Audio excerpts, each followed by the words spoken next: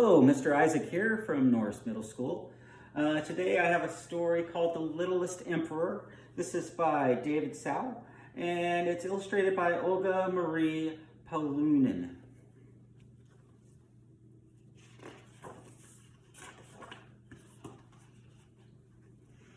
A long time ago, in the largest and most beautiful kingdom of the world, the littlest emperor ruled.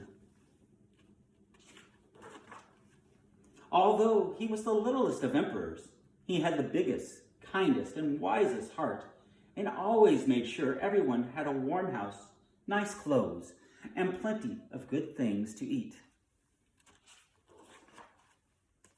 One day, everyone in his kingdom had everything they ever needed, and the littlest emperor grew rather sad because he realized there was nothing left for him to do. Scratching his head, he sighed, "My work is done. What shall I do now?" "Why don't you have some fun?" urged the grand advisor. "Good idea, but how do I have fun?" he asked. No one in the palace could tell him, so he decided to go and look for fun across the land. Great excitement spread throughout the kingdom when the littlest emperor's quest for fun became known. As he traveled, he learned that a great palace with a towering pagoda was being built for him. But he had a huge palace already, so that was no fun. And he continued on his journey. When the littlest emperor stopped in a big city, a grand opera with beautiful costumes and wonderful music was performed. But it went on for too long, and with a yawn, he fell asleep. This wasn't what he was looking for at all. So he asked, "Isn't there another kind of fun? Where can I find it?" No one could tell him, and so he continued on his way. At the next stop in the largest town, poems only praising the littlest emperor were read. But he soon grew bored with hearing only about himself, and again he fell asleep. He awoke to a banquet overflowing with delicious roast meats, bird's nest soup, exotic seafood including jellyfish noodles, juicy fruits, and fragrant Chinese tea. There was more food than anyone could possibly eat, so the littlest emperor wished for this feast to be shared with the hungry people in other kingdoms. Then he asked, "Isn't there another kind of fun? Where can I find it?" No one in the town could tell him. So he continued on his travels, searching everywhere, but he still couldn't find the fun he wanted. Just as the littlest emperor was giving up hope of ever finding fun, his carriage became stuck in the thickest and deepest mud. Looking out the window, he saw lots of children in a rice field and heard their loud shrieks of wild laughter. As guards hurriedly tried to free the carriage, the littlest emperor decided to sneak out to see what the children were doing.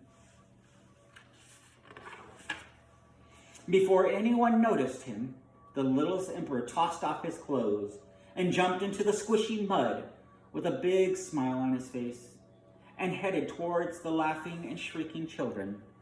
Suddenly, a mud ball hit him smack on the face. The littlest emperor hurled the mud ball back, and soon hundreds of mud balls were whizzing all around. Rolling, sliding, and laughing away, they were quickly covered in mud from head to toe. The littlest emperor didn't even hear the grand advisor calling him because he was having such a great time. This was really fun. As the sun was setting, all of the children ran for home, and the littlest emperor followed. No one recognized him. He looked just like all the other mud-caked children. Whee! Splish, splosh, splash. They all jumped into a giant bathtub. This was the first time the littlest emperor had shared a bath. He really enjoyed playing and relaxing with his newfound friends. Afterwards, the children were told to get ready for the littlest emperor's arrival. And the littlest emperor put on village clothes with the rest of them. "The emperor is here! The emperor is here!" the villagers called out as the carriage arrived, and the carriage door opened. The grand advisor stepped out sobbing, and cheers stopped. He cried, "The emperor is gone! The emperor is lost!" "No, I'm not," called out one of the children. It was the littlest emperor. "Here I am. And guess what? I've been playing in the mud, and I found fun at last." "Fun? You call that fun?" asked the shocked grand advisor. "Yes, mud fighting. You should try it," shouted the littlest emperor as he hurled a mud ball in the air. The signals for the beginning of a new mud fight. The grand advisor was so happy to see the littlest emperor that he played and had fun too. The village celebrated the littlest emperor's visit for 3 more days and nights.